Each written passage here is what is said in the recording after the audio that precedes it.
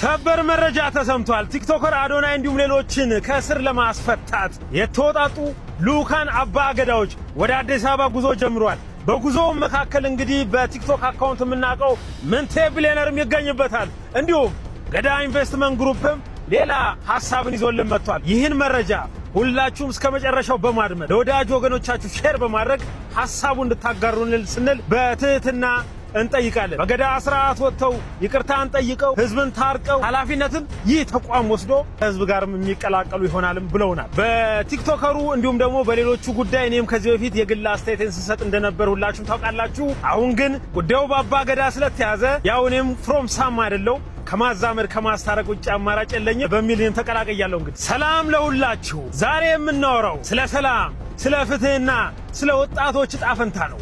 አባቶቻችንን ያቆዩልን። የገዳ ስርዓት ግጭትን በግፍ አይፈታም፣ በእርቅ ይፈተዋል። ግጭት ሲኖር የመጀመሪያ የሚመረጠው መንገድ ውይይት ነው። ቅጣት ከመጀመሪያው አይመጣም፣ እርቅ ይቀድማል። ሰው ይሰማል፣ ማህበረሰብ ይታረቃል። ዛሬ በስር ላይ ያለው ወጣት የማህበረሰባችን ልጅ ነው። ወጣት ማለት ተስፋ ማለት ነው። ተስፋ መቆለፍ ወደፊትም መቆለፍ ነው ይሉናል። ገዳ የሚያስተምረን ይህን አይደል? ገዳ ስህተትን እንኳን በማስተካከል እንዲማር ነው የሚያደርገው ይሉናል።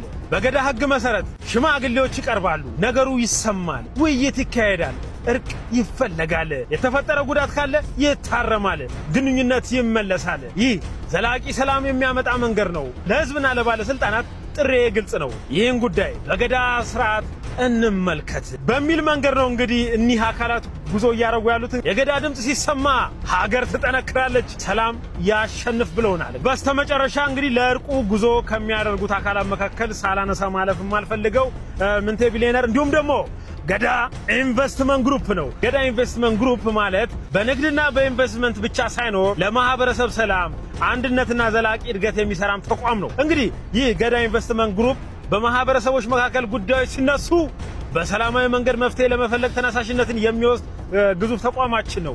በመንግስትና በማህበረሰብ መካከል የመግባባት ድልድይ ሆኖ የሚሰራ ተቋም ነው።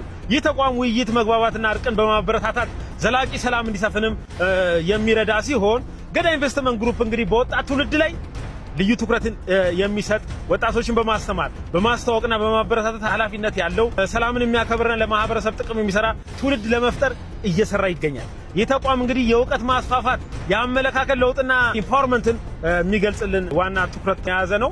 ቲክቶከሩ አዶናይም እንዲሁም ሌሎችን በተመለከተ ከስር ተፈተው ወደ ቤት እንደሚበቁም የምናይ ይሆናል። በገዳ ስርዓት ወጥተው ይቅርታን ጠይቀው ህዝብን ታርቀው ኃላፊነትን ይህ ተቋም ወስዶ ከህዝብ ጋርም የሚቀላቀሉ ይሆናልም ብለውናል።